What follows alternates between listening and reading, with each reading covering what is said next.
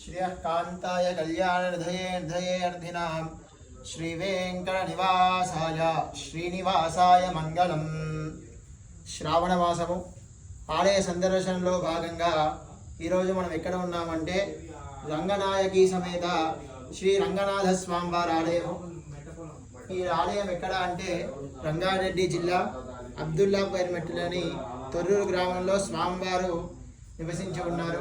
ఈ యొక్క ఆలయము త్రేతాయుగంలో నిర్మితమైన ఆలయము. స్వామివారు స్వయంభూ రంగనాథ స్వామివారు తెలంగాణలోనే కాదు ఎక్కడా కూడా లేని విధంగా స్వామివారికి 365 రోజులు ప్రతినిత్యం కూడా స్వామివారి ఉత్తర దర్శనం వెళ్ళినా కానీ మొదటగా మనం స్వామివారి ముఖము దేహము చూస్తాము.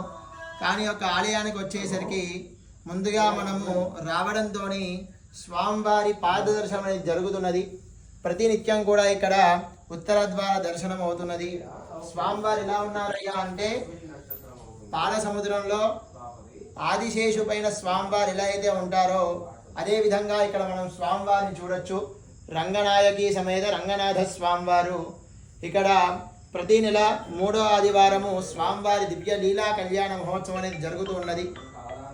అలా ఆ యొక్క కళ్యాణంలో పూజ చేసిన కొబ్బరికాయలు ఎవరైతే భక్తులకు ఇస్తారో సంతానం లేని వారికి, అలానే వివాహం ఆలస్యం వారికి ఆ యొక్క కొబ్బరికాయలు ఇవ్వడం జరుగుతున్నది. అలానే ప్రతి నెల 3వ ఆదివారము ఇక్కడ సుదర్శనం కూడా జరుగుతూ ఉన్నది.